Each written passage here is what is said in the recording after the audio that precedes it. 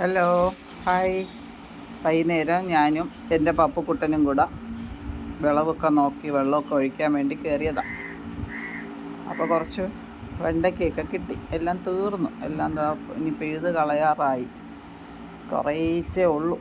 എന്നാലും നമുക്ക് ആ ഒരു ദിവസത്തേക്ക് കറിക്കുള്ളതൊക്കെ കുറേച്ചെ വീണ്ടും കിട്ടുന്നുണ്ട്. ഇനി അടുത്ത എല്ലാം പിഴുത് കളഞ്ഞ് അടുത്ത് വയ്ക്കാനൊക്കെ ഉള്ള സമയമായി. അങ്ങനെ കിട്ടിയ കുറച്ച് വിളവെടുപ്പാണ് ഞാൻ നിങ്ങളെ കാണിക്കുന്നത്.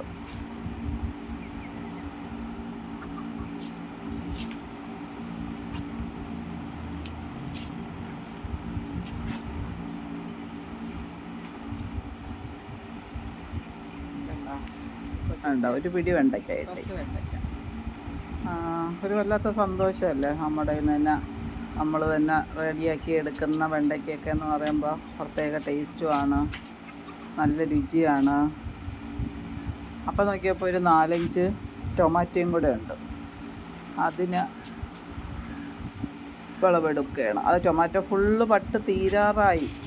അത് ഇനി കുറച്ച് പക്ഷേ നിറയെ നിൽക്കുന്നു. അതുകൊണ്ട് എനിക്ക് പിഴുത് കളയാനും പറ്റാത്ത അവസ്ഥയാണ്. നിറച്ച് നിൽക്കുന്നു പച്ച. ഇതുപോലെ 5-6 ടൊമാറ്റോ വീതം ദിവസവും കിട്ടുന്നുണ്ട്. പഴുക്കണ മാത്രമേ ഞാൻ എടുക്കാറുള്ളൂ. അങ്ങനെ തിന്ന് നോക്കിയപ്പോഴത്തേക്കും ആ ഓടിൻ്റെ മുകളിൽ ഒരു പേരയ്ക്ക അങ്ങനെ വിളഞ്ഞ് നിൽക്കുന്നു. ഇതിൻ്റെ ഒരു ട്രമ്മിൽ ഞാനൊരു പേരമരം വെച്ചിട്ടുണ്ട്. അപ്പോൾ അതും പറിച്ചു.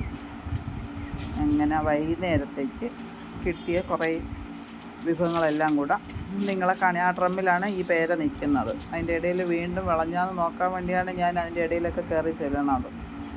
കമ്പും കോണിയൊക്കെ തലയിൽ കൊള്ളുന്നുണ്ട്. പക്ഷെ അതിൽ വിളയാറായി. ഇനി 2-3 നിപ്പുണ്ട്. നിറയെ പിടിക്കും. എപ്പോഴും കിട്ടും കേട്ടോ പേരയ്ക്ക. നല്ല ടേസ്റ്റാണ്. പക്ഷെ നല്ല വലുതാവും. ഇപ്പോൾ ഈ വെയിലായതുകൊണ്ടായിരിക്കണം കുറേ അങ്ങ് വലിപ്പം കുറഞ്ഞത്. കുറച്ചുകൂടെ നല്ല വലിപ്പമാണ്. പക്ഷെ ഞാൻ ഒരെണ്ണേ പറിച്ചോളൂ. ഇനി എനിക്കത് ഒരു 3-4 ദിവസം കൂടെ കഴിഞ്ഞിട്ട് പറിക്കാമെന്ന് വിചാരിച്ചു. അപ്പോൾ അതാണ് ഇന്ന് വൈകിട്ടത്തെ എൻ്റെ വിളവെടുപ്പും കാഴ്ചകളും.